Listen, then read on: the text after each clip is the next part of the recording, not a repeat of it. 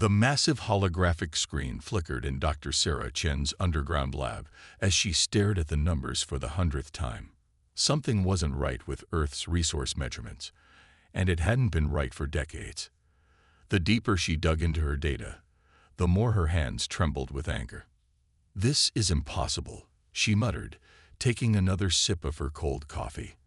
As head of Earth's Quantum Intelligence Division, she had access to every major resource database on the planet. The patterns she found were disturbing. Resources weren't just disappearing. They were being systematically harvested. Late that night, while most of her team had gone home, Sarah's quantum computer decoded an encrypted transmission from high Earth orbit. Her eyes widened as alien text transformed into English on her screen. The message was clear: another denial from the Galactic Council regarding Earth's membership application. Humans remain too aggressive and unpredictable for inclusion. The message read, "Application number 50 has been rejected." Sarah laughed bitterly. 50 times. Humanity had tried 50 times to join their so-called civilized community of species, but that wasn't what made her blood run cold. It was the attachment. A detailed plan for Resource Extraction Project E775. As she read through the document, her coffee cup slipped from her fingers and shattered on the floor. The Council wasn't just planning to harvest Earth's oceans. They had been doing it secretly for centuries through fake companies and manipulated governments. The new plan would make it official and increase the extraction tenfold. Ms. Chen, her assistant Tom, poked his head into the lab. "I heard something break. Are you okay?" Sarah didn't look up from her screen. "Get me Director Williams. Now." 20 minutes later, Director Williams's heavy footsteps echoed through the lab. The old military man took one look at Sarah's face and knew something was very wrong. "Show me," he said simply. Sarah pulled up the quantum-encrypted files on the main screen. "These companies, sir, Maxwell Industries, Blue Ocean Solutions, Deep Core Mining, they're all Council fronts. They've been stealing from us for hundreds of years." Williams's face grew darker as he read. "The water extraction plan would destroy our entire ocean ecosystem within a decade." Sarah finished. "They don't care. To them, we're just another resource-rich planet to exploit." The director stood silent for a long moment, his reflection grim in the darkened screen. "How did you break their encryption?" A small smile crossed Sarah's face. "They don't know how far our quantum computing has come. They think we're primitives playing with toys." She pulled up another screen showing complex calculations. "We've actually surpassed them in several areas. They just don't know it yet." Williams nodded slowly. "How many people know about this?" "Just us, for now. Keep it that way." The director straightened his uniform. "I need to make some calls. Start putting together a team. Best scientists, military strategists, and hackers you can find. But keep it quiet." As Williams turned to leave, Sarah called after him.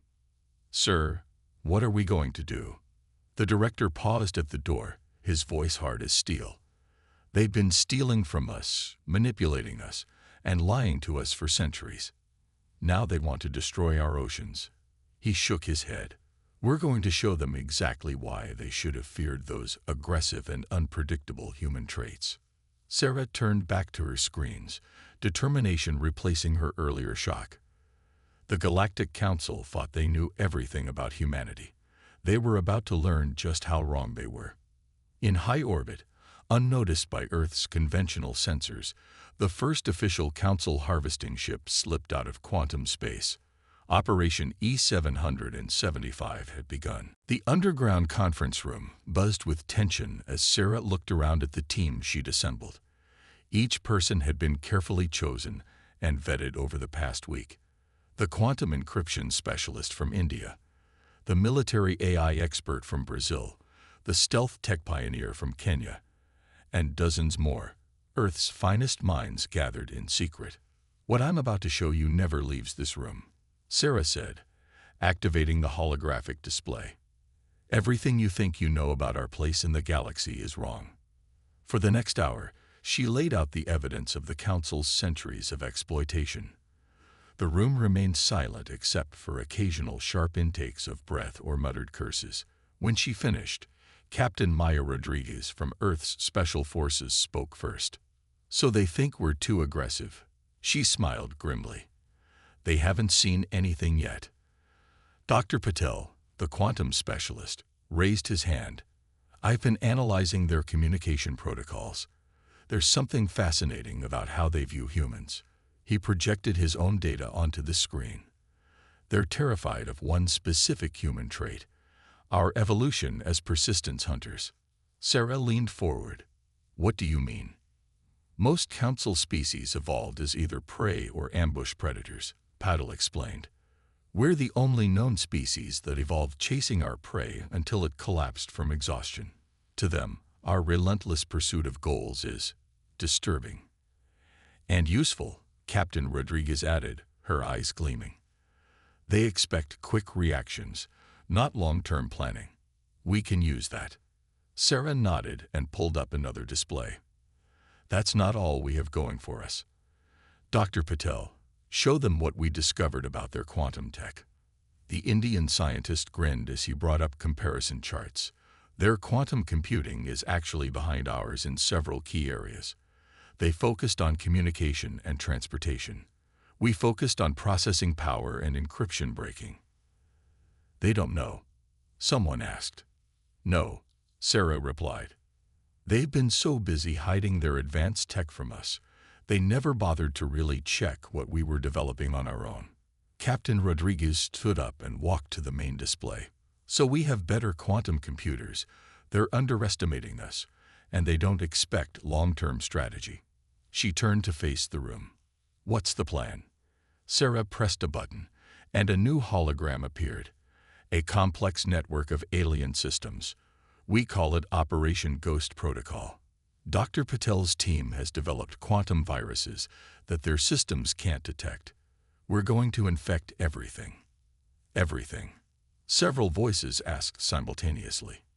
"Their defense networks, communication systems, transportation hubs, financial databases, everything."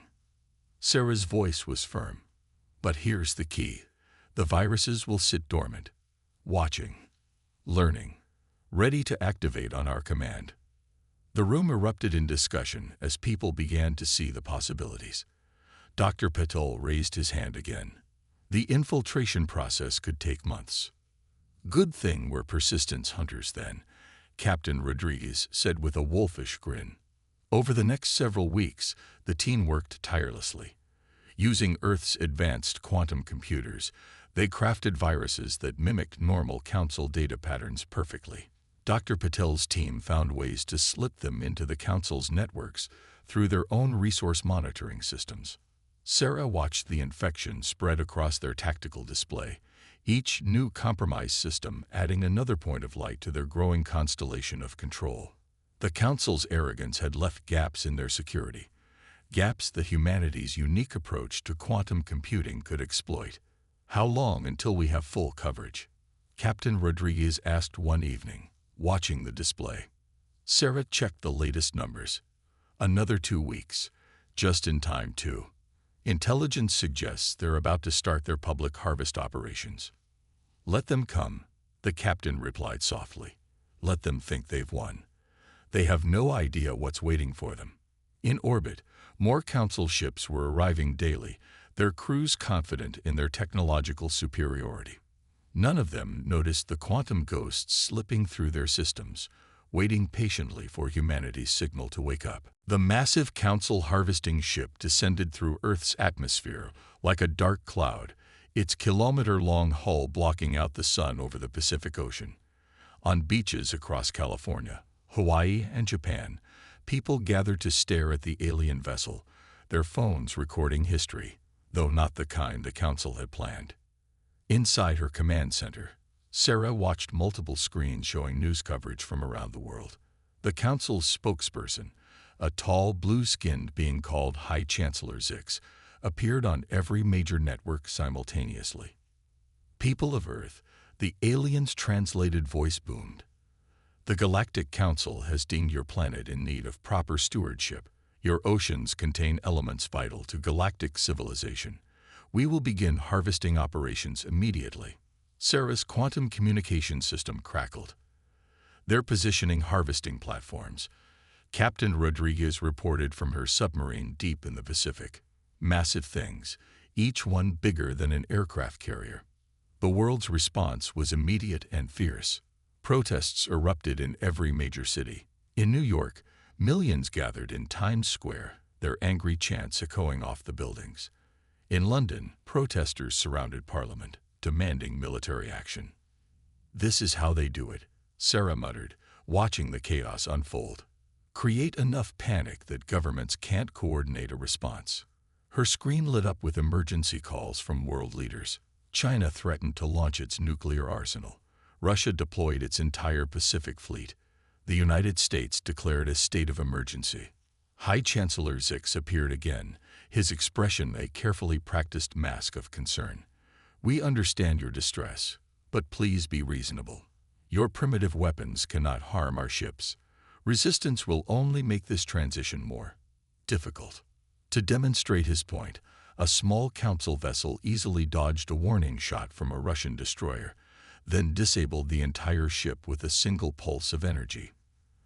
The message was clear. Earth's military might was useless.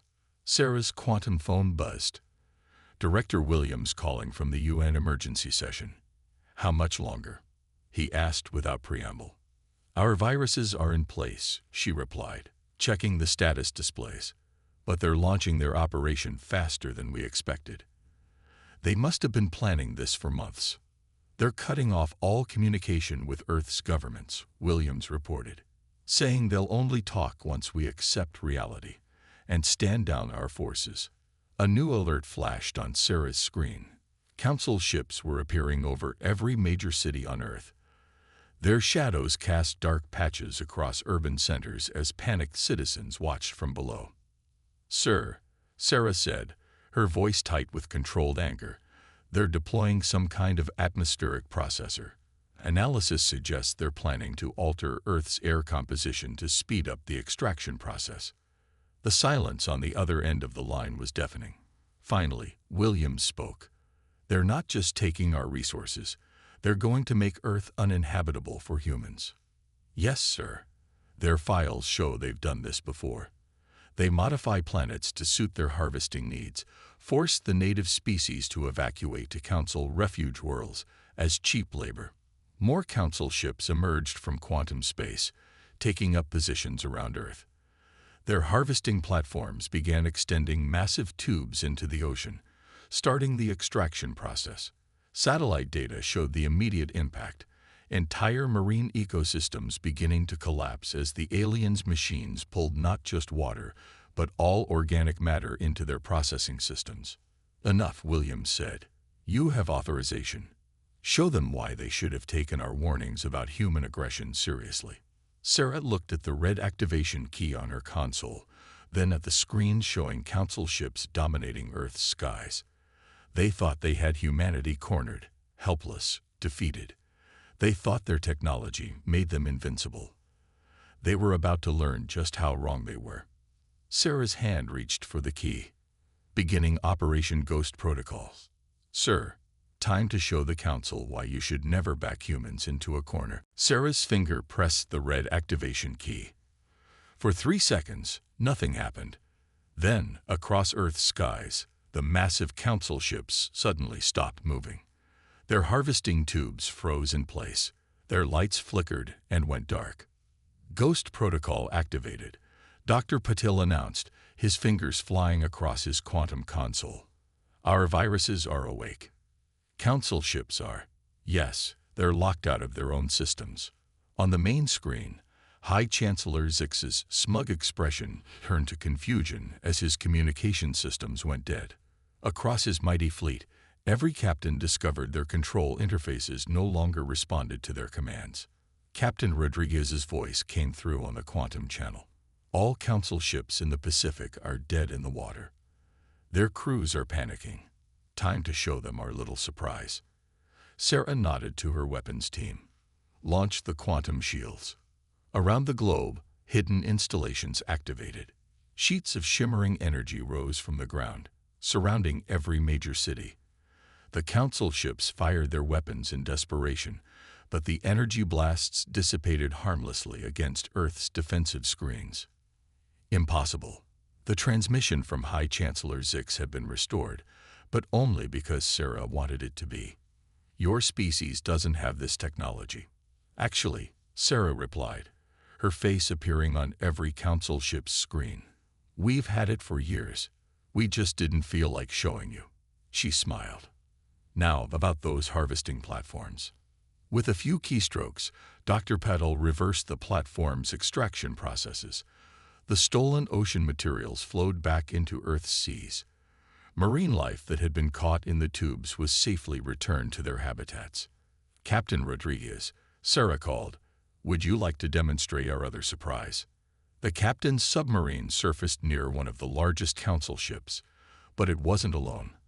From oceans worldwide, hundreds of previously hidden vessels emerge, Earth's secret quantum fleet. These ships, Rodriguez announced to the stunned Council crews, were built using technology we developed ourselves. While you were busy thinking we were primitive, we were busy learning things you never thought of. Sarah's team activated the next phase of their plan. Every Council communication channel across the galaxy suddenly began broadcasting a very specific set of files, evidence of their crimes not just against Earth, but against dozens of other species. "We found your secret archives," Sarah told the increasingly pale High Chancellor. "Every world you've stripped bare, every species you've enslaved, every crime you've hidden from your own people." The Council ships tried to launch emergency quantum jumps to escape. Nothing happened. They were trapped in Earth's gravity well. Their own systems turned against them. "Your automated defense networks are now under our control," Dr. Patil announced proudly. "As are your transportation systems, your communication networks, and your financial databases." On screens across the galaxy, billions of beings watched as humanity turned the tables on their would-be conquerors. The mighty Council fleet hung powerless in Earth's skies, their crews watching in horror as centuries of careful planning crumbled in minutes. "You called us aggressive," Sarah said, her voice carried to every Council ship and colony. "You called us unpredictable. You should have taken those traits more seriously. Humanity didn't evolve to roll over and submit.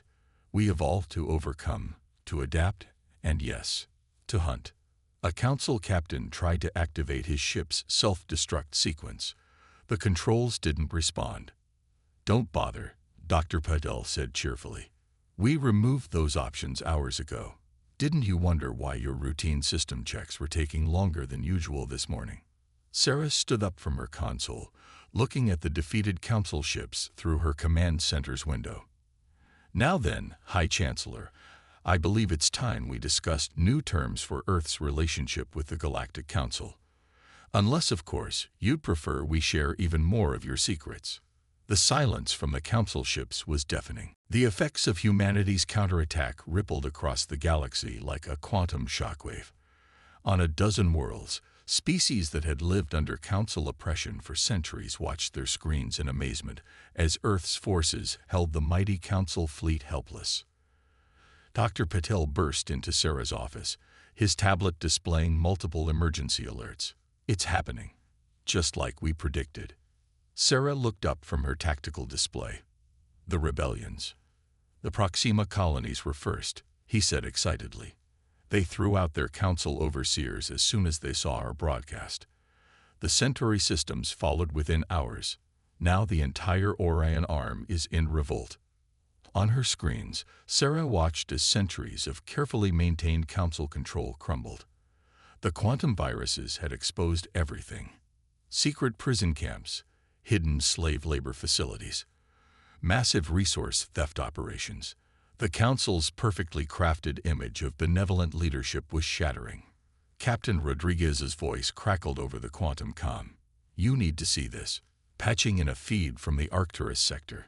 The video showed thousands of reptilian beings, the Draconians, tearing down Council monuments on their homeworld. They had been one of the first species the Council had guided into civilization. The Council's economic system is collapsing, Dr. Paddle reported, pulling up financial data. With their secrets exposed, nobody's accepting their currency anymore. Entire trading networks are shutting down. Sarah allowed herself a small smile. And how are our friends in the Council fleet enjoying their stay in Earth orbit? Still completely locked out of their systems, Rodriguez replied with satisfaction. They've tried 14 different override codes in the last hour. Our quantum encryption is holding perfectly. They can't even open their cargo bay doors without our permission. A new alert flashed across Sarah's screen, a transmission from the Andromeda arm of the galaxy. She opened it to find a message from a species humanity had never encountered before. "Greetings, people of Earth," the translator rendered. "We are the Andromedans. We have watched the Council's tyranny for millennia, unable to act. Your courage has shown us another way. We offer our full support in dismantling their power structure." Similar messages were pouring in from across the galaxy. Species that had been silent for centuries were suddenly finding their voices. "Dr. Patel," Sarah called, "what's the status of the Council's primary transportation network?" He checked his readings. "Completely under our control. Their quantum gates won't open without our authorization. We've trapped nearly 80% of their military forces in their home systems." "Good." Sarah stood up and walked to the window, looking at the defeated Council ships still hanging in Earth's sky. "Because I think it's time we paid their central chamber a visit." Captain Rodriguez's voice held a note of concern. "You want to go there personally? Even with their ships disabled, the Council chamber is the most heavily defended location in the galaxy." Sarah's reflection smiled in the glass. "That's what they think. But our quantum scanning found something interesting." She pulled up a detailed schematic on the main screen. "Their defenses are all focused outward. They never expected anyone to crack their quantum transportation system and appear inside. The ultimate expression of their arrogance," Dr. Patel noted. "They thought their secrets would be safe forever." Sarah turned to face her team.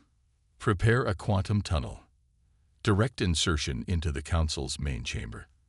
I think it's time we had a face-to-face chat with the beings who thought they could turn Earth into just another exploited world." As her team rushed to comply, Sarah watched another Council ship try and fail to reactivate its weapons.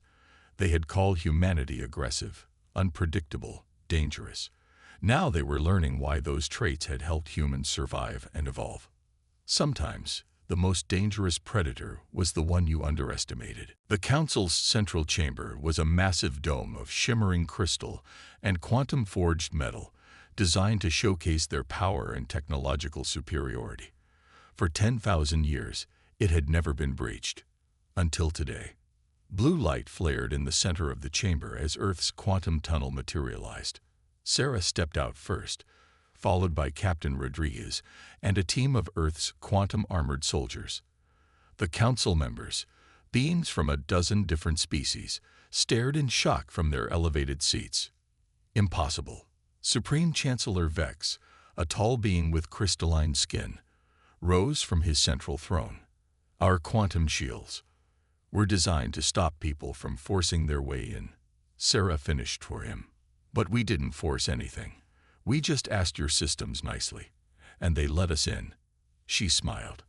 "Amazing what can happen when you control all the access codes." The Council's private security forces rushed into the chamber, weapons raised. Captain Rodriguez sighed and pressed a button on her wrist. Every weapon in the room instantly deactivated. "Please," Sarah said calmly, "let's not waste time with theatrics. Your fleet is paralyzed. Your defense networks are under our control. Your economy is in ruins. And now," she gestured to the massive screens that lined the chamber walls, "now it's time for your final mistake." The screens came to life, showing a massive Council fleet approaching Earth at full speed. "Ah yes," Supreme Chancellor Vex sneered.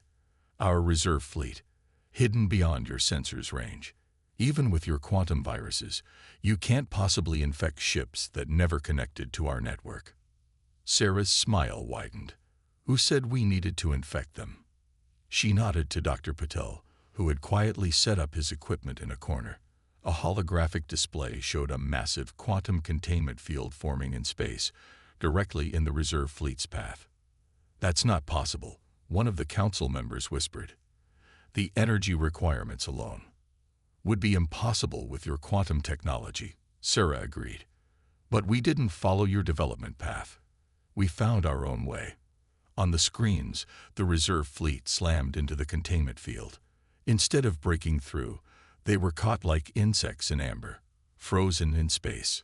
3,000 ships, Captain Rodriguez reported. All secured.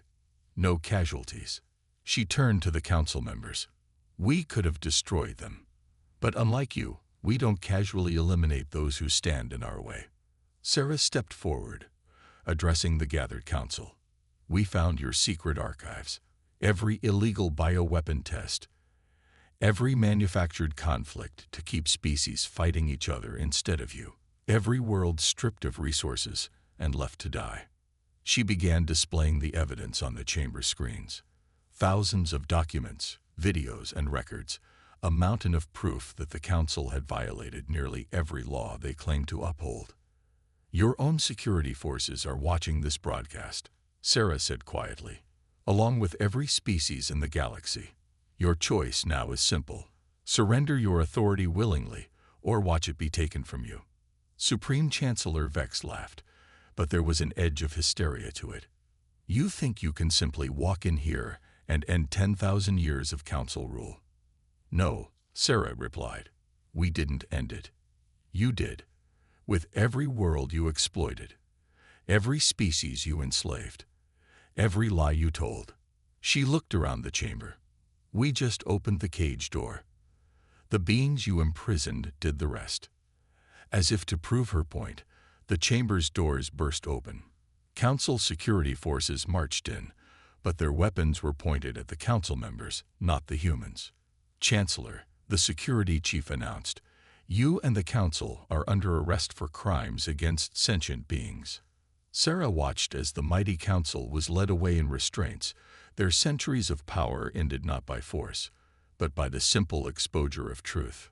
Prepare a galaxy-wide broadcast, she told her team.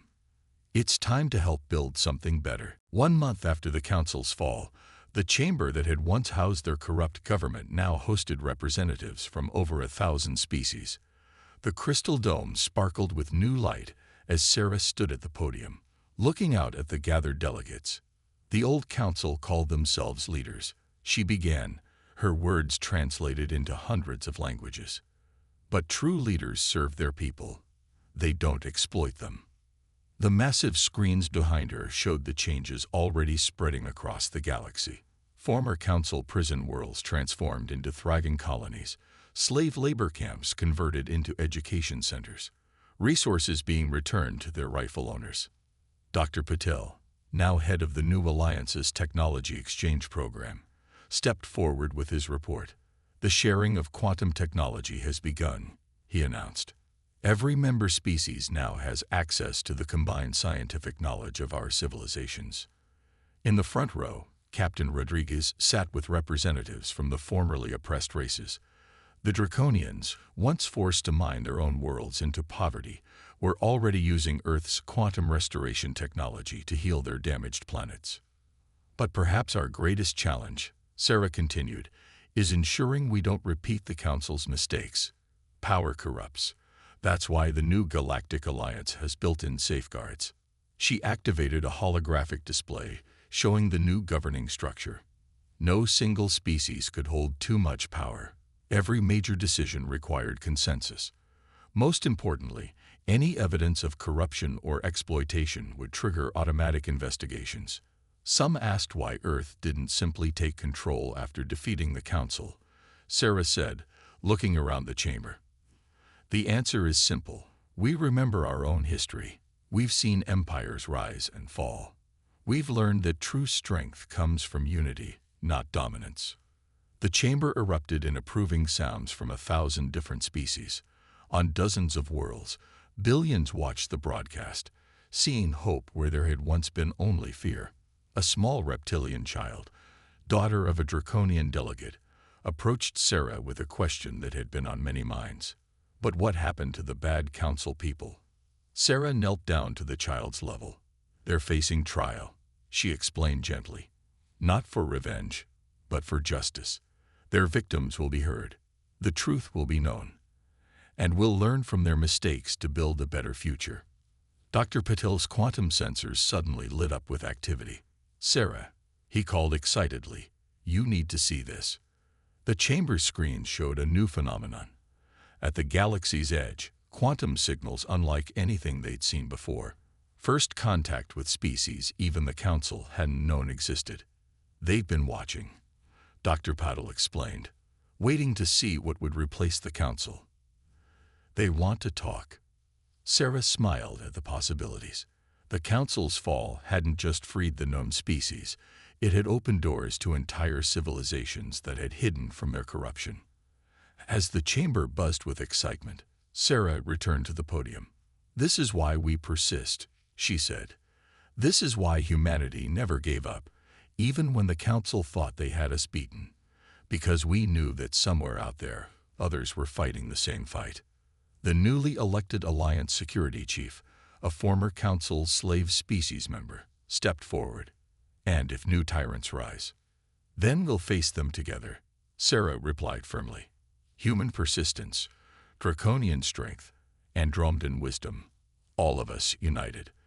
That's what the Council never understood.